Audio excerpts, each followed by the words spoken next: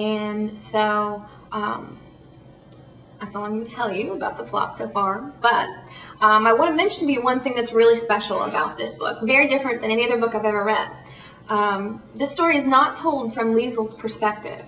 It's not told from an outside, impartial narrator's perspective either. It's told from the perspective of Death. Yes, Death, the Grim Reaper, the man who comes for your soul when you die. And it's very poignant because during this time in our world's history, death was everywhere, in the concentration camps and on the war fronts. And Death introduces himself to us in the first 3 chapters of the book. He talks to us as readers and tries to explain who he is, that you shouldn't really be afraid of him, and what his job is like. And Death explains to us that when he sees humans, when he comes for their souls, he sees colors rather than the people. And in the first 3 chapters, he explains the first 3 times that he met Liesel in her life. The first was on that snowy day when she buried her brother, and he remembers the color white because of the snow. The second time he met her, he associates with the color black because on that day there was an air raid going on in the city, and a pilot had crash landed just outside the city, and Liesel and Rudy ran out to see, and as they got there the pilot was still alive, but he was close to Death, and Death was actually there watching. And Rudy, who had a teddy bear in his hands, gave the teddy bear to the pilot as a final comfort, and Death is there to swoop in and take the pilot away. The third time that Death meets Liesel, he associates with the color red, and that's the section that I'm going to read to you. It's from literally the first 20 pages of the book, and you may be thinking, well, Ms. Miller, why are we learning about the third time in the first 20 pages of the book? Shouldn't that come at the end? And I would say to you, yes, but the really neat thing about this book is that Death, who's already lived through this story, tells the story with a lot of foreshadowing, a lot of hints as to what's to come. And you as the reader, when he talks about these things you don't really understand, want to know more, and it actually keeps you reading, which is really neat. So I'm going to read to you the section called The Flag. And remember, this is the third time that that Death has met Liesel, and it's on a very significant night in her life. The last time I saw her was red. The sky was like soup, boiling and stirring. In some places, it was burned. There were black crumbs and pepper streaked across the redness. Earlier, kids had been playing hopscotch there, on the street that looked like oil-stained pages.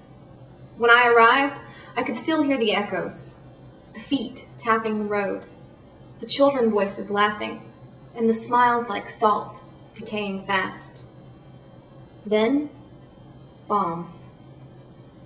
This time, everything was too late.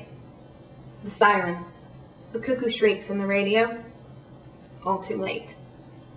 Within minutes, mounds of concrete and earth were stacked and piled.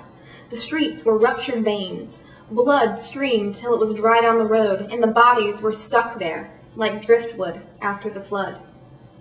They were glued down, every last one of them, a packet of souls. Was it fate? Misfortune? Is that what glued them down like that? Of course not. Let's not be stupid. It probably had more to do with the hurled bombs, thrown down by humans hiding in the clouds.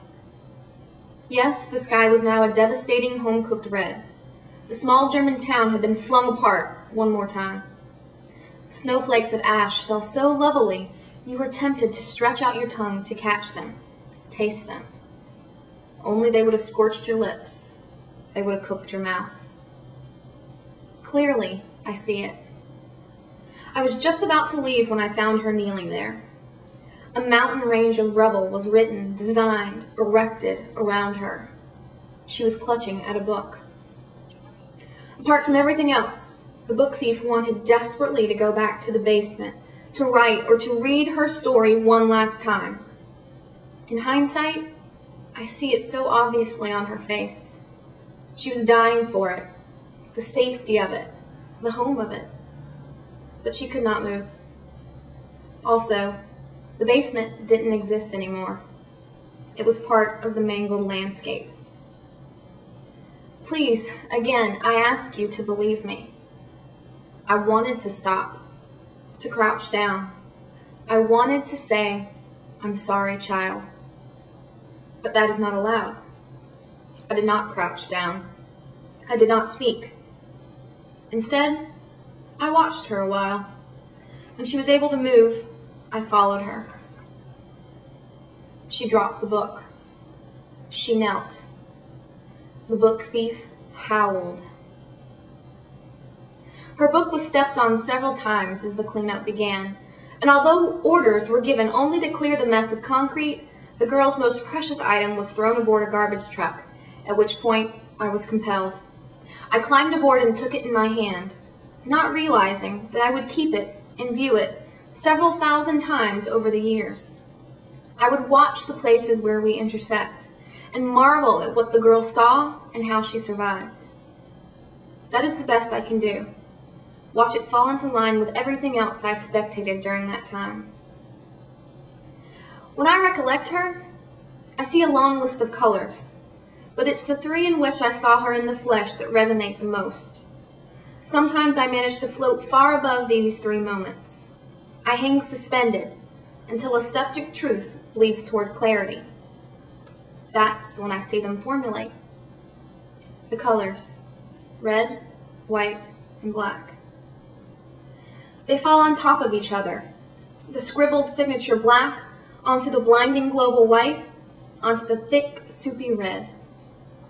Yes, often I'm reminded of her. And in one of my vast array of pockets, I have kept her story to retell. It is one of the small legion I carry, each one extraordinary in its own right. Each one an attempt, an immense leap of an attempt to prove to me that you and your human existence are worth it. Here it is, one of a handful, the book thief. If you feel like it, come with me. I will tell you a story. I'll show you something. The Book Thief by Marcus Zusak. Read it, tell me about it on the blog, and I will see you next week for another book talk.